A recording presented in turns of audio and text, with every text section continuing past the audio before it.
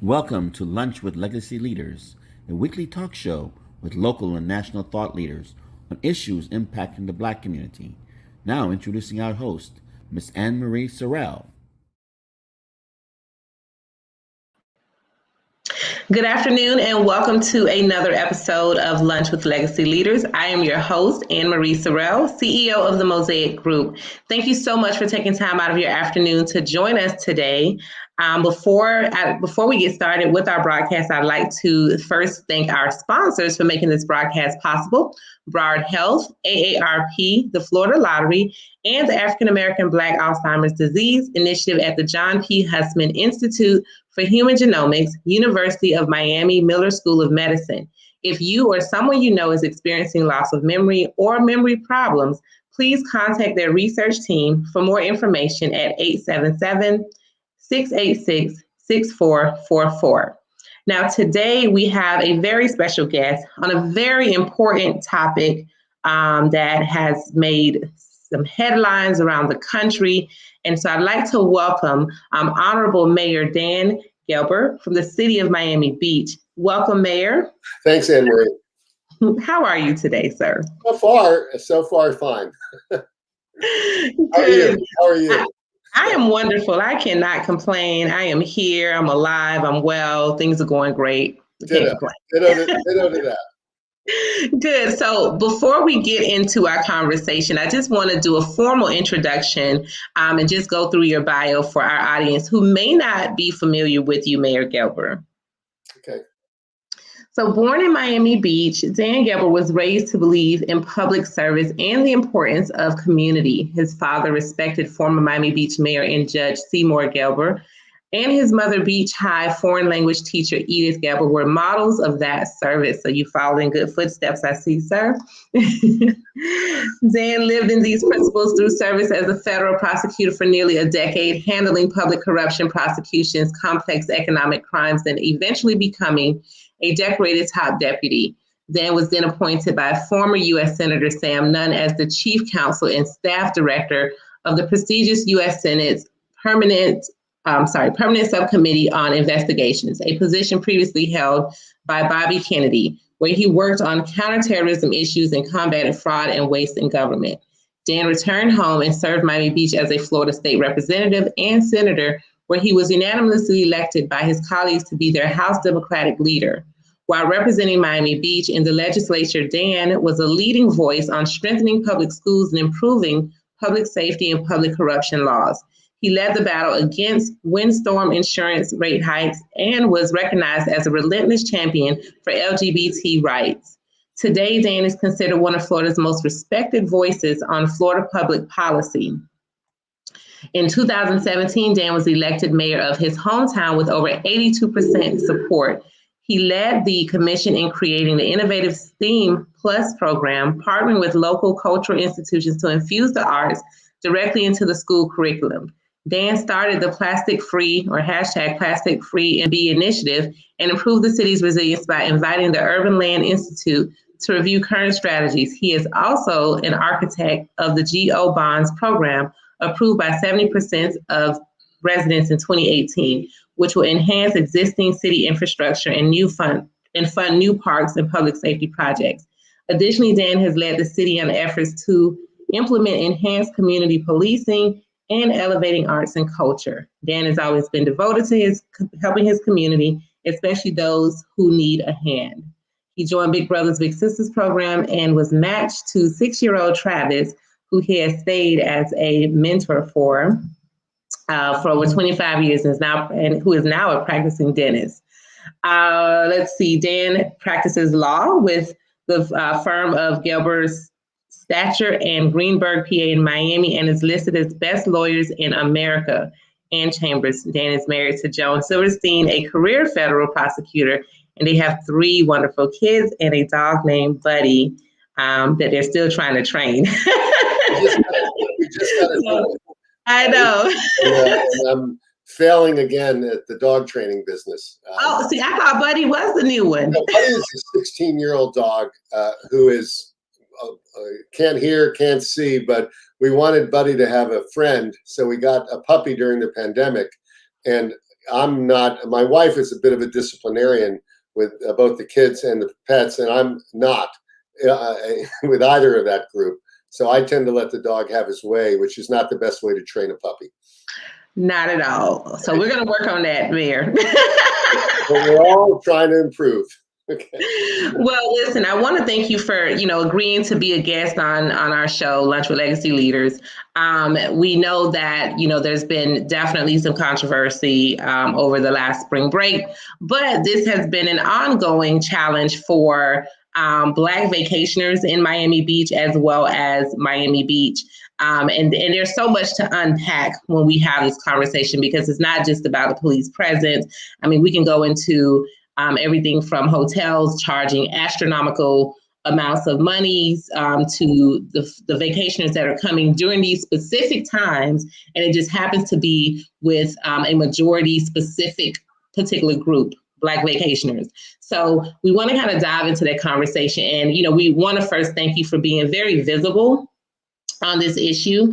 And, why do you feel it's important to be visible under the circumstances? Well, for a few reasons.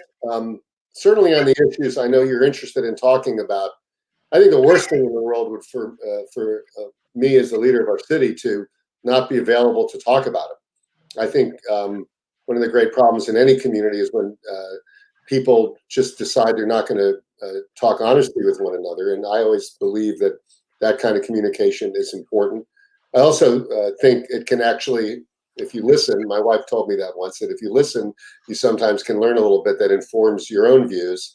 And so I've always ascribed to that. And I also feel on a lot of, one of the reasons why I am visible, especially during this last year in the pandemic, messaging to people is very important. And so I have made it a point to try to message exactly what I think people need to hear, certainly from a healthcare point of view. So visibility is important, but it's also important to be honest when you're and available. So thank you, though, Anne Marie. No problem. You're welcome. So Memorial Day weekend, or Urban Weekend, or as it's been previously called as well, Black Beach Weekend, and spring break has taken place in Miami Beach for over 20 years. And within this time, and things have actually escalated and gotten worse as it relates to the relationship with the vacationers during this time, and police and merchants, etc. And we kind of want to know, is it that the city has not embraced these events? And if so, why not? It's a fair question. So, let's unpack that, as you would say, in a few ways. First of all, it's been about 20 years, maybe not quite that long, but pretty close. The last year, I would probably suspect, is a bit of an outlier, simply because when we opened up the city, when the governor opened everything up in Florida, we were one of the few destinations that was open. So we didn't simply have what would be called the spring break. We had this rush of people here that created also a volume issue, in addition to some of the other challenges. And I've stepped back. I thought about it before this. I think about this a lot because I think it's the kind of thing that you got to think about, because what is going on? And one of the things I think that is pretty clear is that if you look at sort of the spring breaks, not even a Black spring break or urban spring break, whatever you want to call it, but if you just look at the spring breaks over the last few decades or longer, they've all sort of had issues with the communities where they've come down to, whether it's Fort Lauderdale, Daytona Beach, up in the Panhandle, it's happened. And almost every time there becomes an issue with sort of the youthful, I don't want to say vigor, because I think that's not really the issue, but with the sort of the chaos that sometimes follows these things. And I guess they are rites of passage. A friend of mine who told me that the other day, he said, "This is a rite of passage." And I said, "Well, that's great. I'm just not sure that communities want to be somebody else's rite of passage, because it brings with it a lot of challenges. And we've had those challenges. I think 99% 9% of the folks that come are looking to probably enjoy our city precisely the way we would hope they would. We have 7.5 miles of beaches, great restaurants and bars, venues that are very hospitable. But the question becomes, when you have this youthful group that comes in looking for more of an experience that might be a little bit different than everybody else, it becomes a policing challenge and a management challenge. And so I think that's what's happened. I tend to have been pretty consistent on this. I wasn't crazy about the spring break experience. I also didn't want to bring Ultra here for precisely the same reason. And that I felt like it's hard. A lot of these areas we're talking about are bordering or have residents in them. So we call it an entertainment district, but it's really a misnomer. There are people living there who, for somebody else's sort of vacation where they're letting loose, might be great for the vacationer, but if you're a resident trying to go to bed or just feel like you don't want that kind of chaos, it's a real problem. So I think the problem has been the compatibility of this sort of the elements of a spring break with the street parties and sometimes the chaotic late night drinking and things like that. And then of course the other problem has been there's a volume issue. When we have so many people coming here, we're a barrier island with 3 causeways, essentially, really only 2, bringing people here. And for the last 3 years that I've been mayor, we've had to close the causeways down. People thought we just did it this time. No, we did it the year before and the year before, in large part because of gridlock that occurred through the South Beach area, inability of emergency vehicles to traverse the area. And then ultimately what happens when you have thousands of people in the street and somebody shoots a weapon and then thousands are rushing through businesses and for fear of their lives, that's an ungovernable situation. So I think the problems we've had, and I don't want to pretend like there haven't been problems, I don't think that does this conversation any good, have really been ones of sort of just how compatible having these kinds of large numbers of people where sometimes there is chaos. How does that work for us? And it doesn't really. And that's the honest answer. It just doesn't work for us. So we have tried to figure out, and I know you've got other questions about this, what to do about it. And I think probably that we can talk about that now. But I think that's been the issue. Yeah, no, definitely. And going back to the rites of passage piece, I would say I was a Black staycationer because I live in South Florida, but I brought, in my 20s, my friends came down from other places and we would come to Miami Beach for Memorial Day weekend every year. But I will say this to you, sir, my last year going, my friend's last year going, when we realized, because I had a friend who she called to make reservations at a hotel, and because she sounded white and her name was considered to be a white girl's name, they first discouraged her not to come that weekend. And then second, because they're like, oh, it's Black, urban weekend. And then they said, but since you already booked your flight with your friends, we'll go ahead and give you our regular rate, which is like $200 a night versus what they were originally going to charge, which was like $600 a night. And of course, when we showed up and we weren't what they thought we were, they had to still honor it. But that's just one example of just all the different issues that occur. And so when the weekend doesn't seem to have any planned events,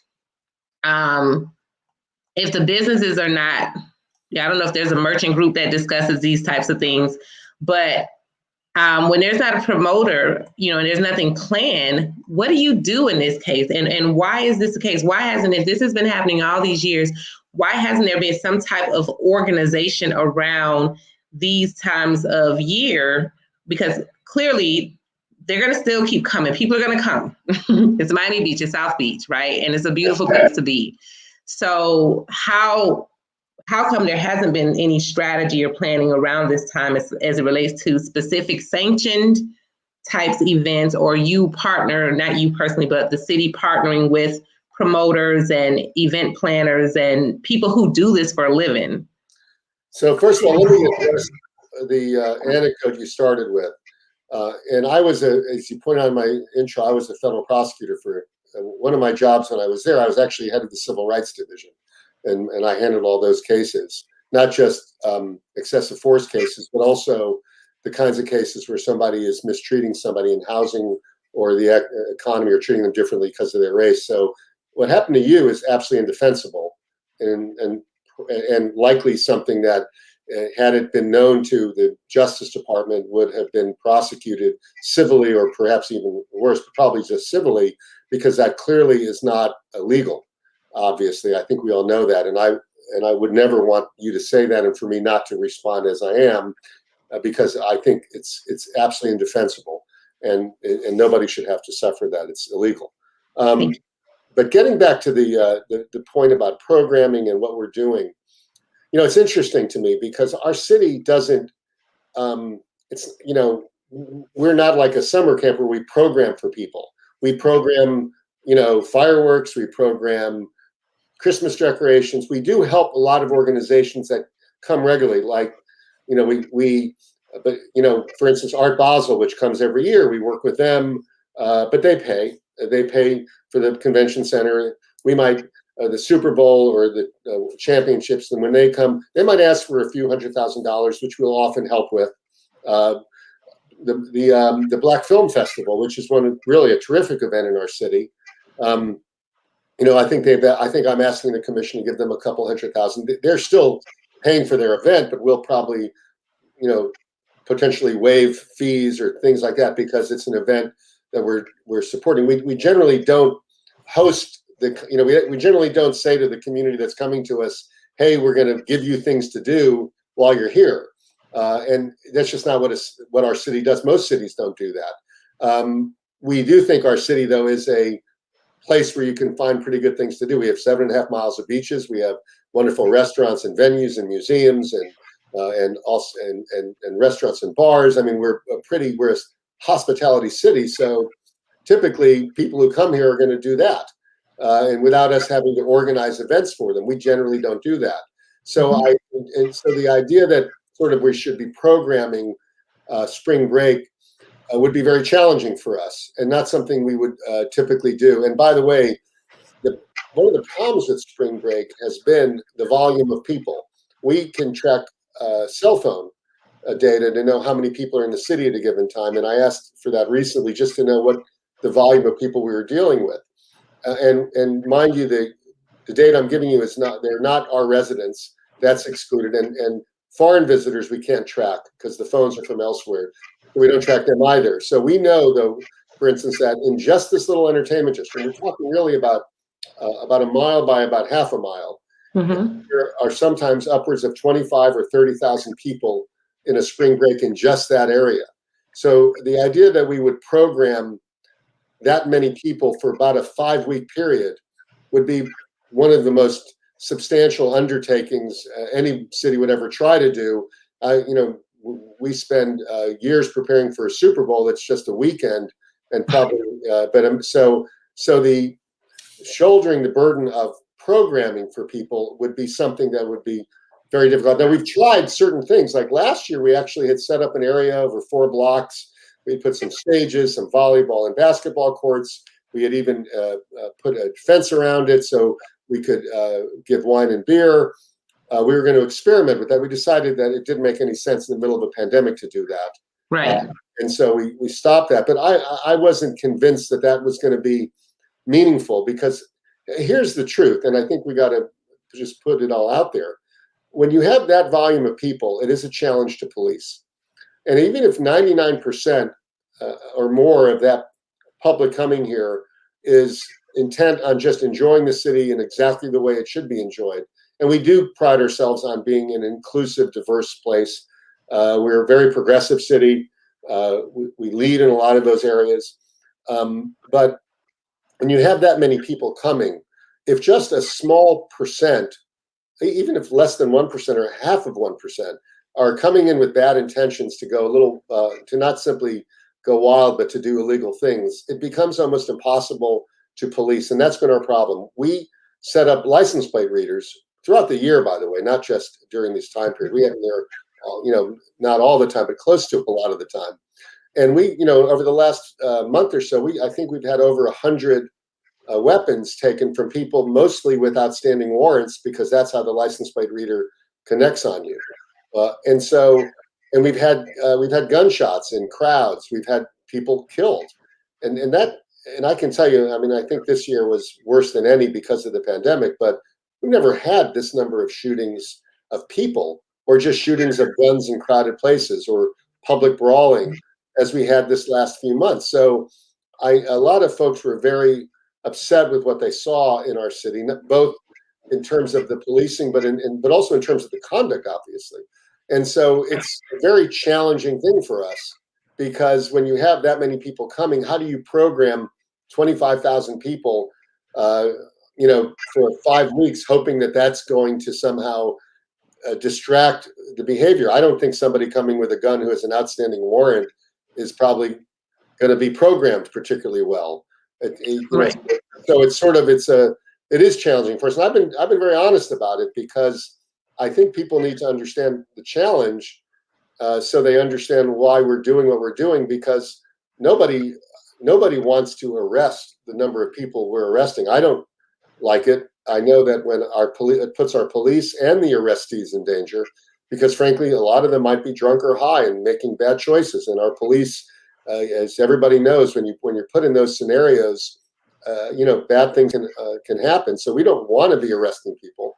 But the problem we have is that when you see videos of cars being destroyed, or people shooting weapons in a large crowd, or fighting in a large group, it becomes a policing challenge that has no good outcome. And so we're trying to avoid that from happening, but it's been very hard for us. Right. And trust me, Mayor, I understand. I respect the challenges that you've mentioned here. I also understand that I think it was last year, or it might have been late 2019, the city of Miami Beach had put out a couple of RFPs. One was some rebranding and some marketing to some international places. And the second one was for programming. And it was particularly to set up some different, and it wasn't, I think the way it was structured, the city would provide the permits and, different things like that and incentives, and the promoters could program around this particular period of time that was in that RFP. And I can send it to you later. I'd have to go back through my records and look for it. But there was a similar RFP to what we're kind of alluding to. And it wasn't particularly for spring break or Memorial Day weekend, but it was over a period of weeks.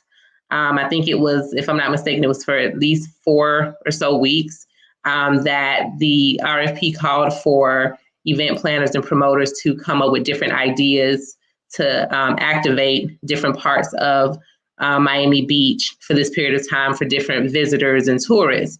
So I do believe that there is a RFP that you can take a look at and see how something similar could be crafted, and that would engage, again, event planners, promoters, marketers, and also maybe look at some of your other partnerships. Do you partner with the Greater CVB with some of their urban marketing and planning strategies? Do you have any type of roundtable meeting or discussion with local promoters and event planners, marketers, et cetera, that could possibly help you come up with these types of solutions? Well, it's interesting. We've tried different incarnations of what you've said. I think each year there's sort of our attempt, and it may not be a great attempt, but it is an attempt. Like I said earlier, last year we actually had a plan that included, I think DJ Irie was curating the music. I think we had one of the Ocean Drive clubs was going to be actually providing spirits and things like that. I mean, we thought that maybe if we programmed a little bit, it would be a good way to sort of control crowds and things like that.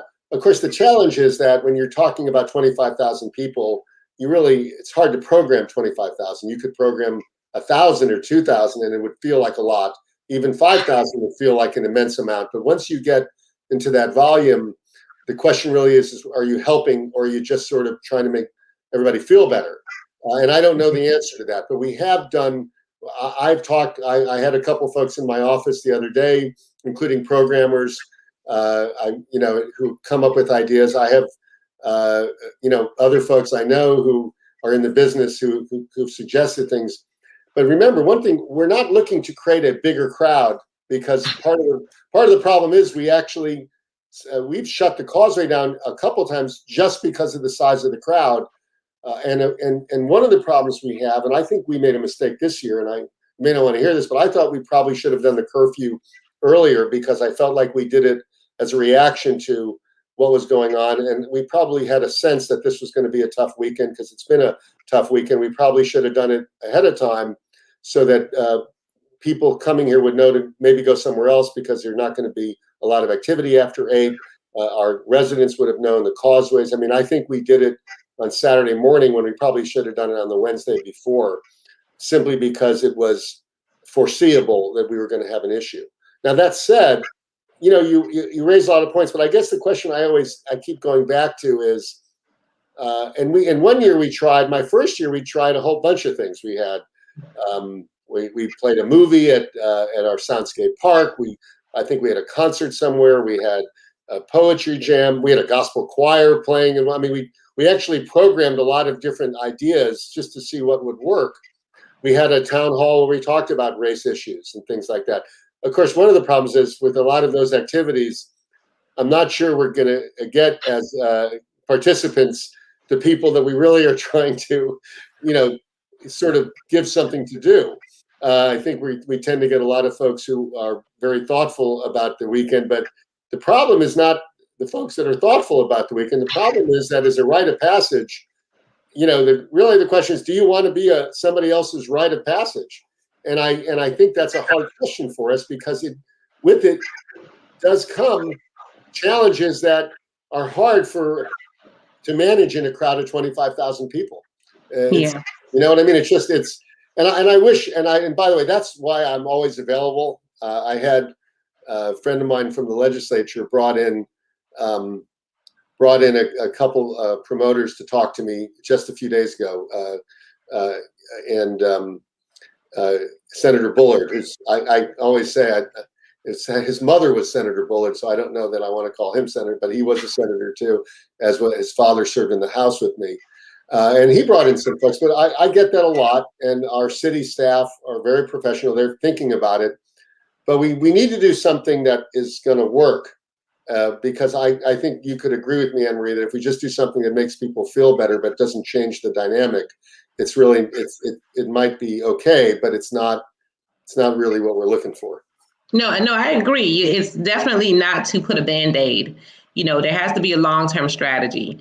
And I think the biggest challenge from a public perception, publicity, and especially on social media, is when you have the police who appear to be very heavy-handed in how they deal with the vacationers, from the pepper balls to army tanks to, full-out SWAT gear and suits.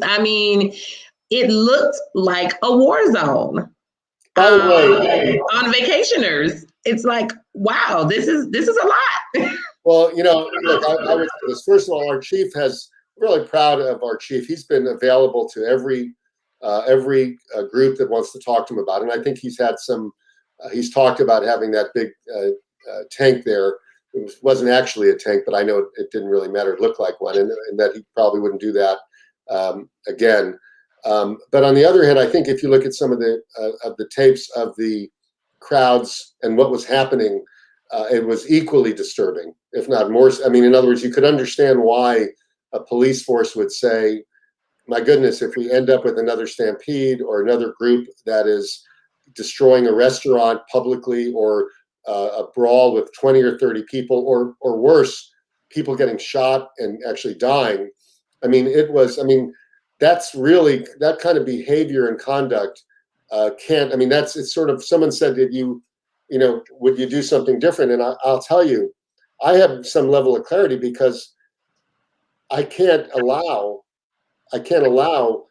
people to be endangered. And by the way, most of the people who are endangered, who in almost all of our substantial crime in our city is usually, not just at this period, any period, is usually among guests. It's either a guest as a victim or a guest as a perpetrator.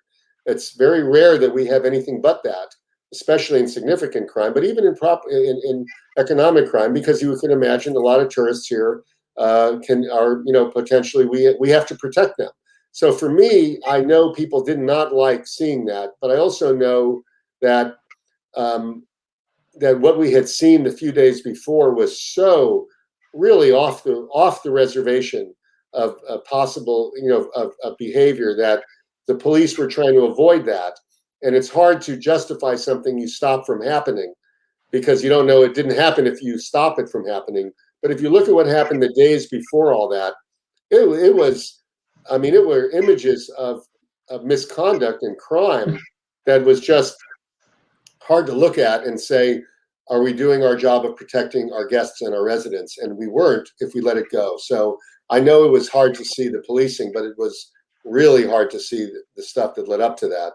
And yeah, and I want to acknowledge, I want to definitely acknowledge that, Mayor Gelber, that in no way do we condone violent crime, shootings, raiding restaurants or anything like that. Absolutely not. That is unacceptable behavior. I'd never, ever. Yeah.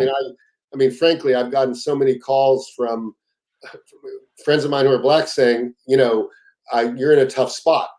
Because you've got this, you've got behavior that you've got to stop. And the other hand, it's hard, when police have to use force, it's very forceful and it can be disturbing as well. So it's a very hard, we're trying to navigate it. I typically say that it is, we try to focus on conduct. That's what's most important. And I think we have been, but I know it can be very jolting. So Memorial Day is next month. Yes. How are you preparing? How's the city preparing? What are you going to do differently? We definitely don't want to see a repeat of what just happened in spring break. So what's the plan, Mayor? Well, we're going to hear a little bit about it in our next commission meeting in a week. I will say though that we're still in the middle of a pandemic, and I have been incredibly consistent as to my views on this, and I get lots of angry mail about it and comments. But I do not like seeing the kind of crowds we've been seeing. I don't like seeing the folks without masks. I don't like seeing the bars. Dade County has, I know people in the hospital right now. It's still happening. And what's clearly happening is that younger people are getting the virus now. They're not getting the vaccine as fast as they should. They need to. I hope everybody's messaging that. And the result is that we still are in the midst. 50 to 100 people check into a hospital every day in Dade County, and a couple dozen die every day in Dade County. So wow. It's still very much real. And so for me, I'm still very concerned about even in Memorial Day where we're going to be, because our problem has been letting people know that just because we've got the vaccine doesn't mean we're done with this. And I feel like anytime we open things up and we don't do our best to control it, we are spreading it in our own community or in other communities. We have, by the way, ambassadors. We will have them on Memorial Day, as we have throughout spring break, 20 or 30, walking around, goodwill ambassadors, telling people, please behave, but also giving them masks. One day we gave 6,800 masks out on a Saturday. But on the other hand, if you have 50,000 people in the area, it's not a whole lot comparatively. So I get very concerned about it. So this Memorial Day, I think we're going to have to still realize that this is not a time to go crazy. No time is a time to go crazy, but this is a double threat. I worry about the volume of people, and I worry about the same issues we've had on other Memorial Days with sort of the kind of chaos we have. And I don't know whether we're going to have an Air and Sea show. I think the manager wants to do a couple small concerts. I don't want to do anything that creates crowds, because I don't think we should be doing that right now. So I'm hoping that we can get through it, but I will also consider a midnight or 10 p.m. curfew or something, just to make sure that it's a manageable weekend. But we Yeah. do have events planned, and there'll be Goodwill ambassadors out there, and there will be some events that we do on the beach and in some public areas. So one of our guests asked, have you thought about partnering with the NAACP Miami-Dade chapter to increase the number of Black city ambassadors who could work the crowds and guide to serve as a friendly support system? Have you done any of that outreach yet, Mayor Gelber? Daniela, the new president of the NAACP, has actually, to her credit, been out quite a few times. She's met me there. She's gone on her own. We also have we created this year a Black Affairs Committee for our city. We didn't have one. We have lots of committees for lots of other, folks that are interested in cultural groups and ethnicity, things like that. We had not had one, but we created one this year. We've been talking with them as well. I would absolutely increase our Goodwill ambassadors. We have about 30 out there that the county helps us with. Mayor Olivia Cava has been exceptional in helping us. But the NAACP, I think, really, as much as any time, has been really engaging us, and not in a way that in a forceful way when they felt it was necessary, but a thoughtful way, more importantly. And she's been terrific. And if she had some other ideas, and she's given us some, but if there were more ambassadors we could bring in, I think it's a good idea, because I think having agents of sort of calm in the midst of what can be a boisterous place is very helpful. Do you also, do you think that maybe there's a messaging problem, Mayor, to travelers, whether from the surrounding areas or from out of town, that maybe that messaging of, yes, we're here and we want you to come and enjoy Miami Beach. However, here we want you to wear a mask. We want you to be safe. We don't want you carrying weapons, whatever that may be. Is there a messaging problem that maybe can help resolve this, where you coordinate with the restaurants, you coordinate with the hotels in advance? They know who's booking at half the time. They can probably even communicate with those people who book in advance. I'd say there's a messaging challenge, because we've done a good amount of what you just said. We, to the point where during the last spring break period, the one we just completed this week, we were on. You were getting pop-ups if you were getting a flight from New York or Chicago, and the pop-up said, "Come into South Beach, click here," and you got a little list of things not to do. Wasn't the most inviting message, but it was certainly a message saying we're going to be enforcing our open container laws.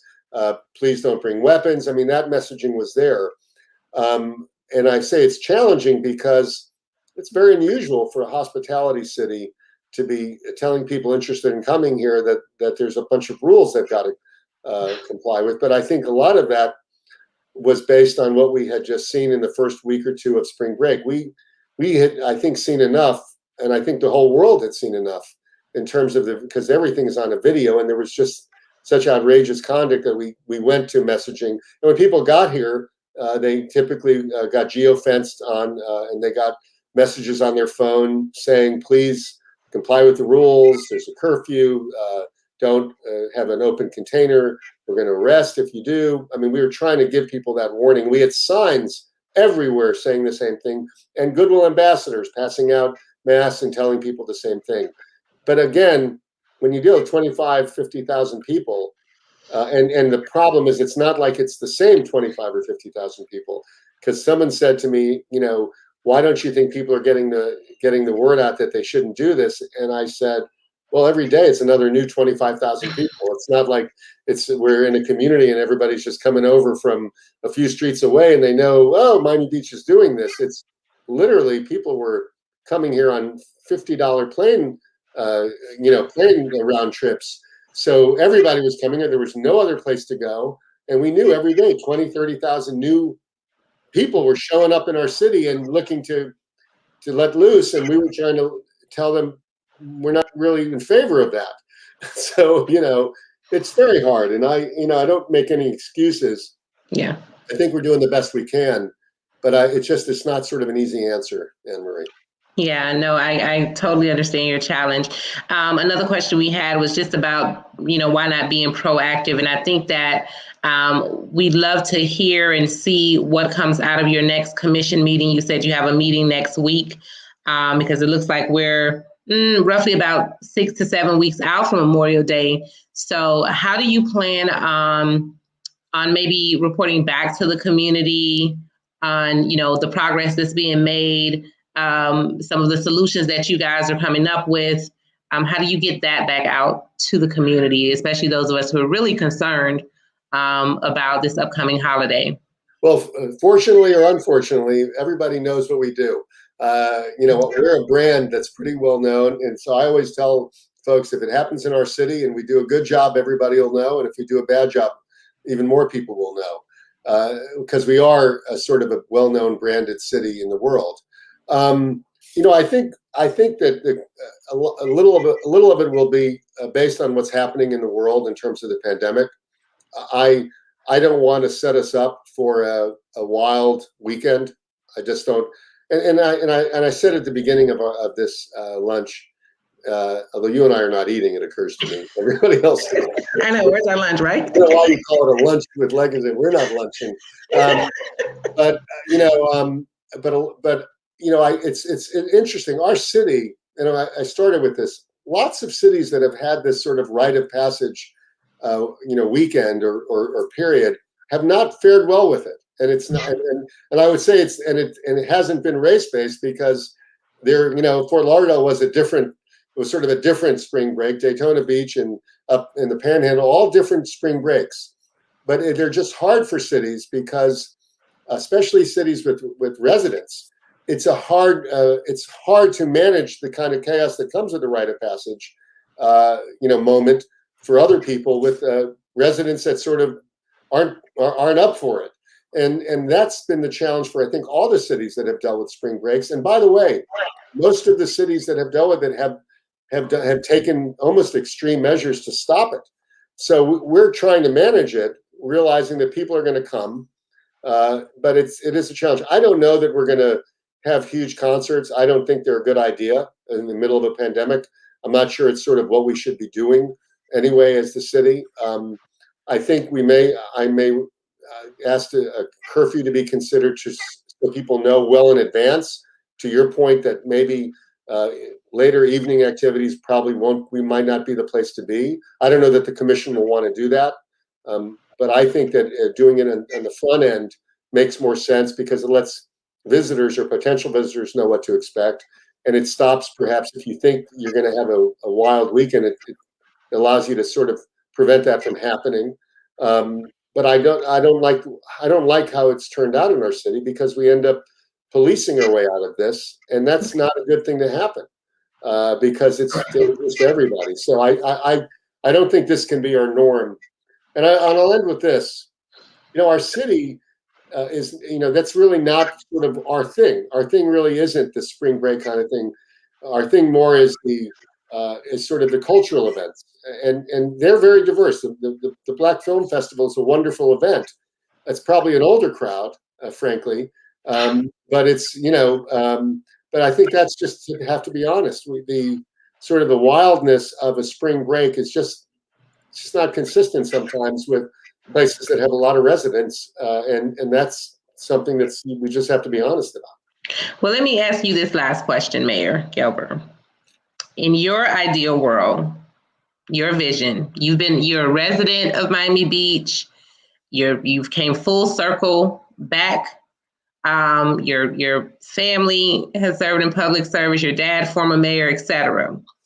In your ideal world, where Black, Hispanic, but we're talking about Black vacationers, whether it's spring break, Memorial Day weekend, Labor Day, Black Film Festival, whatever event is happening, that is going to be thousands and thousands of people, Black people, in your ideal world, what would that look like for you? And who would be involved to help you carry that vision out? And I know it's a tough question, but I'll begin with this. I actually have said repeatedly, I don't think our city needs what is called an entertainment district. I think we've set ourselves up for difficult moments because we've sort of said this area of a mile by 5 blocks is going to be a sort of everybody come and party hard. It's a hard party area. I don't think we should have that in the city. I mean, there are residential communities all around it and in the middle of it. So I sort of come from the view that we shouldn't have that. We should get rid of our entertainment district and replace it with a little bit more of a cultural district, but one that is, by the way, to your point, is entirely inviting of anyone. But what we've done, I think, is mistakenly projected out to the world. We have 170 places that can potentially serve liquor till 5 a.m. We've said to the world, hey, this is where you want to go if you want to go nuts. And I think that's a horrible message to be sending out, especially to a community that really doesn't want it. So I think, to me, in an ideal world, is we would be a little bit more of a cultural district, but it would be as inclusive as possible, frankly, because I think that's what's so great about our community. I love the fact that there's a level of diversity in our community. I'm not one of these people that wanted to leave Dade County. I think it's only become better as it's become more diverse. I love all the different things you can see here and experience, and I love the fact that so many people come together from so many different backgrounds. I think that's what makes us special. But I think we have made the mistake in my city of saying, come in and party hard, because that just doesn't work. And that's really what it is. It is that sort of hard party destination that I don't think we want to be. So for me, in an ideal world, it would be a cultural district. It would be diverse and inviting and wonderful, but it wouldn't have all the trauma that happens when you basically are saying to the world, come on in and do what you wouldn't do in your hometown. That cannot be our message. And for some reason, I think it has been. And to your point, maybe for 20 years, it's been our message. No, I think you're onto something. I think my only challenge with that, where I'm pretty sure you get some pushback economically, is that, these events, these weekends, these spring break, these tourists bring millions of dollars to the Miami Beach economy. They're spending a lot of money on bed tax. You get a lot of bed tax from those rooms that are booked, all the restaurants that are being supported with, eating food. Folks do still go shopping at some of the stores. So, it is a balance it's a balancing act. And so, I know we're not going to solve this today. We definitely. Done pretty well. In the chat, and I've been reading the comments, and they're pretty elevated and thoughtful. So it's very impressive. So. Thank you. Well, we definitely want to have you back, Mayor Gelber, to give us an update on where things are going. What are some solutions? Maybe who are, some of your strategic partners that you're going to be working with. We do think that, yes, it's a tough and challenging situation. We don't think that, vacationers are going to stop coming anytime soon. Memorial Day will happen every year. And, Florida is that state that is open all the way. I know, obviously. Thank you. Thank our governor.